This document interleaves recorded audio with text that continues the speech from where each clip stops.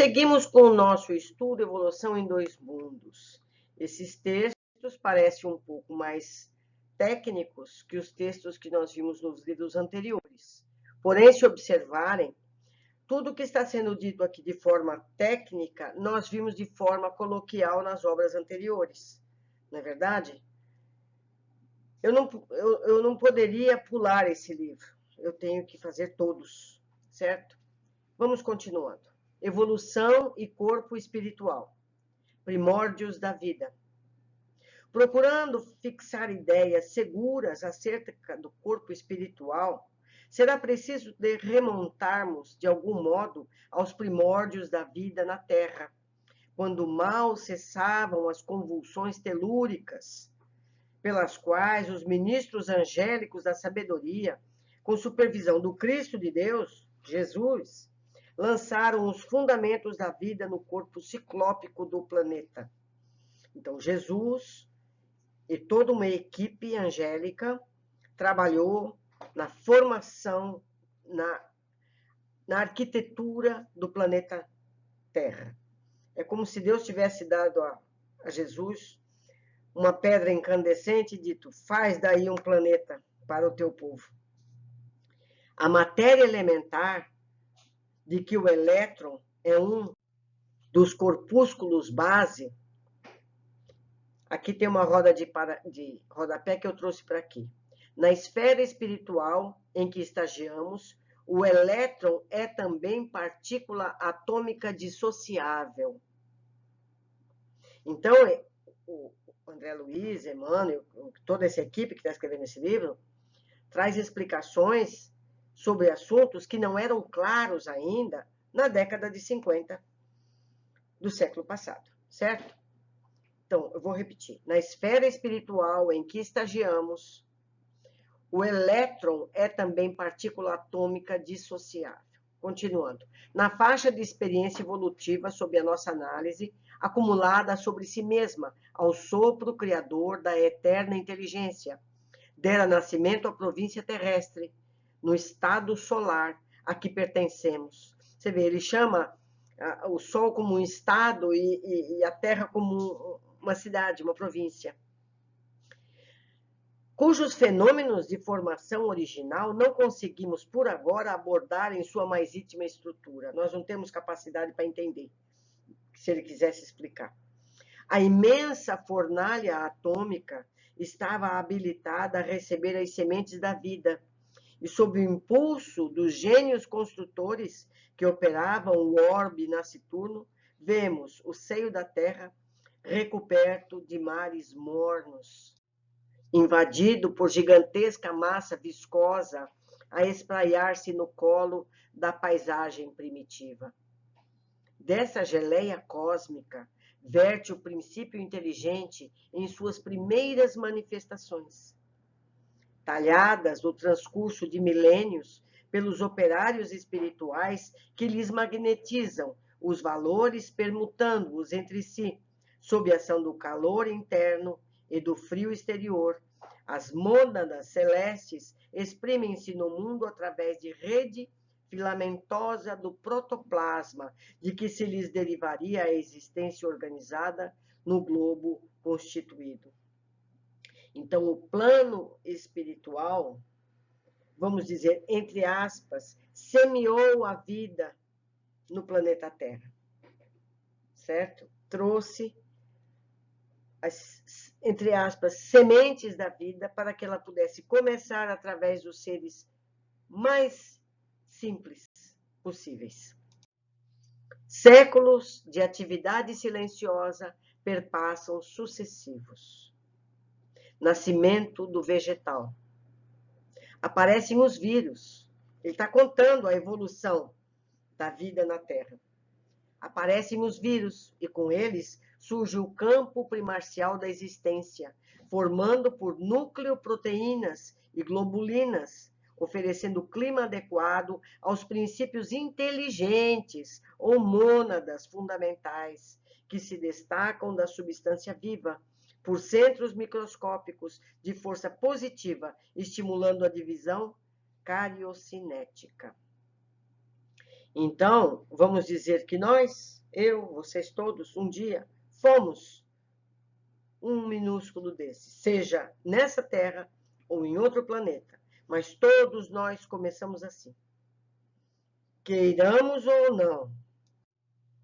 Evidenciam-se desde então as bactérias rudimentares, cujas espécies se perderam nos alicerces profundos da evolução, lavrando os minerais na construção do solo, dividindo-se por raças e grupos numerosos, plasmando pela reprodução assexuada as células primevas que se responsabilizariam pelas eclosões do reino vegetal em seu início.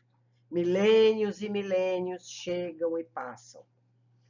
Não é em uma década, são milênios cada passo evolutivo. Formação das algas.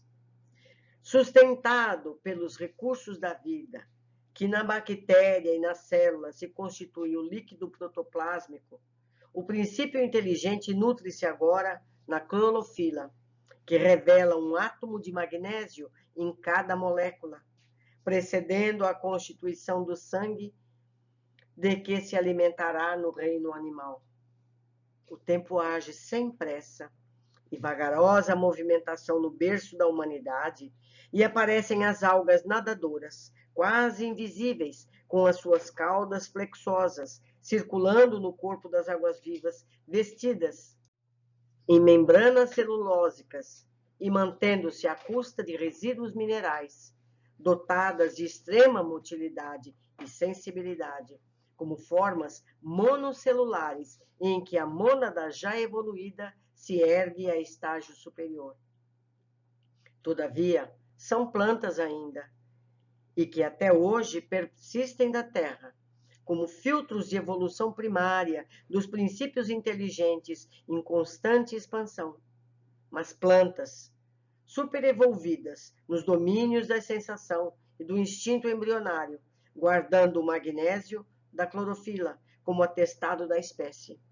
Sucedendo-as por ordem, emergem as algas verdes, de feição pluricelular, como novo núcleo de salientar-se, inaugurando a reprodução sexuada e estabelecendo vigorosos embates nos quais a morte comparece na esfera de luta, provocando metamorfoses contínuas que perdurarão no decurso das eras, em dinamismo profundo, mantendo a edificação das formas do porvir. E ele vai contando a evolução da vida na Terra. Dos artrópodos aos dromatérios e anfitérios. Vocês estão lembrando do curso segundo grau? É por aí.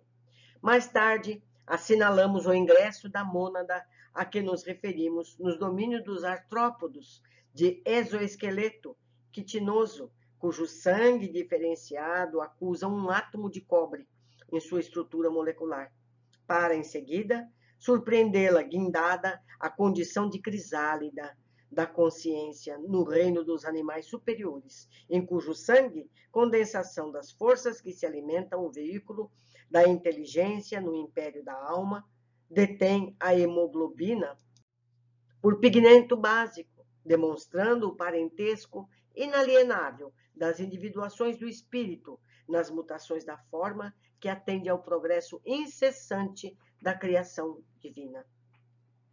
Das cristalizações atômicas e dos minerais, dos vírus, do protoplasma, das bactérias, das amebas, das algas, dos vegetais do período pré-câmbrio, aos fetos e às licopodiáceas, aos trilobites, que ainda hoje a gente encontra fóssil, e cistídeos aos cefalópodes, foramíneos, os radiolários dos terrenos silurianos, o princípio espiritual atingiu espongiários, selenterados da era paleozoica, esboçando a estrutura esquelética. E vamos crescendo. Avançando pelos equinodermos e crustáceos, entre os quais ensaiou durante milênios o sistema vascular e o sistema nervoso, caminhou na direção dos ganoides, teleósteos, os arquegossauros, os labirintodontes, para culminar nos grandes salertinos e nas aves estranhas, descendentes dos pterossauros, do Jurássico Superior, chegando à época supracretácea, para entrar na classe dos primeiros mamíferos, procedentes dos répteis pteromorfos. Viajando sempre, adquire entre os dromatérios e anfitérios os rudimentos das reações psicológicas superiores, incorporando as conquistas do instinto e da inteligência. Faixas inaugurais da razão, estagiando nos marsupiais e cretáceos do Oceano Médio, nos rinocerontídeos, cervídeos, antilopetídeos, equídeos, canídeos, proboscídeos, antropóides inferiores do Miocênio, exteriorizando-se nos mamíferos mais nobres do Plioceno. Incorpora aquisições de importância entre os megatérios e mamutes, precursores da fauna atual da Terra, e alcançando os pitecantropóides da era quaternária, está chegando o ser humano já, que antecederam as embrionárias civilizações paleolíticas, a mônada vertida do plano espiritual sobre o plano físico. Uma nota de rodapé que eu trouxe para cá. As expressões plano físico e plano extrafísico, largamente usadas nessas páginas, foram utilizadas por nós à falta de termos mais precisos que designem as esferas de evolução para os espíritos encarnados e desencarnados, pertencentes ao habitat planetário. Então, não existem termos técnicos adequados para explicar esse processo. Então, eles precisam adaptar para o nosso quase entendimento. Seguindo, o plano físico atravessou os mais rudes crivos da adaptação e seleção, porque o ambiente era inóspito, assimilando os valores múltiplos da organização da reprodução, da memória, do instinto, da sensibilidade, da percepção, da preservação própria, penetrando assim pelas vias da inteligência mais completa e laboriosamente adquirida nas faixas inaugurais da razão. Elos desconhecidos da evolução. Compreendendo-se, porém, que o princípio divino aportou na Terra, emanando da esfera espiritual, trazendo em seu mecanismo o arquétipo a que se destina, qual a bolota de carvalho, encerrando em si a árvore veneranda, que será de futuro. Não podemos circunscrever-lhe a experiência ao plano físico simplesmente considerado, porquanto, através do nascimento e morte da forma, sofre constantes modificações nos dois planos em que se manifesta, razão pela qual variados elos da evolução fogem à pesquisa dos naturalistas. Todos procuram o elo perdido entre o animal e o ser humano, por representarem estágios da consciência fragmentária, fora do campo carnal propriamente dito, nas regiões extrafísicas, em que essa mesma consciência incompleta prossegue elaborando o seu veículo sutil, então classificado como protoforma humana, correspondente ao grau evolutivo em que se encontra. Evolução no tempo. É assim que dos organismos monocelulares aos organismos complexos, em que a inteligência disciplina as células, colocando-as a seu serviço, o ser viaja rumo da elevada destinação que lhe foi traçada do plano superior, tecendo com os fios da experiência a túnica da própria exteriorização, segundo o molde mental que traz consigo, dentro das leis de ação, reação e renovação, em que mecaniza as próprias aquisições, desde o estímulo nervoso à defensiva imunológica, construindo o centro coronário no próprio cérebro, através da reflexão automática de sensações e impressões em milhões e milhões de anos, pelo qual, com auxílio das potências sublimes que lhe orientam a marcha, configura os demais centros energéticos do mundo íntimo, fixando-os na tessitura da própria alma. E eu vou fazer um parêntese aqui. Eu já li a respeito. Você está vendo esses milhões e milhões de anos que levou?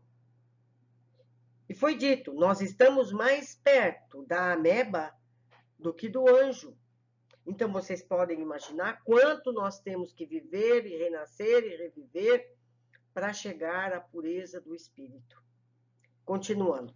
Contudo, para alcançar a idade da razão, com o título de homem, dotado de raciocínio e discernimento, o ser automatizado em seus impulsos na romagem para o reino angélico, despendeu para chegar aos primórdios da época quaternária, em que a civilização elementar do sílex denuncia algum primor e técnica, nada menos de 1,5 bilhão de anos.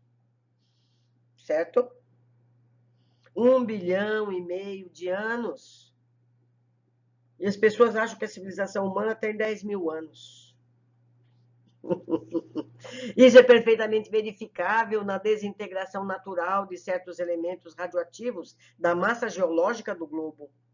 E entendendo-se que a civilização aludida floresceu há mais ou menos 200 mil anos, a civilização, 200 mil anos, não são 10, 200 mil anos, preparando o homem com a bênção do Cristo para a responsabilidade, somos induzidos a reconhecer o caráter recente dos conhecimentos psicológicos destinado a automatizar na constituição fisiopsicossomática do espírito humano as aquisições morais que lhe habilitarão a consciência terrestre a mais amplo degrau de ascensão à consciência cósmica.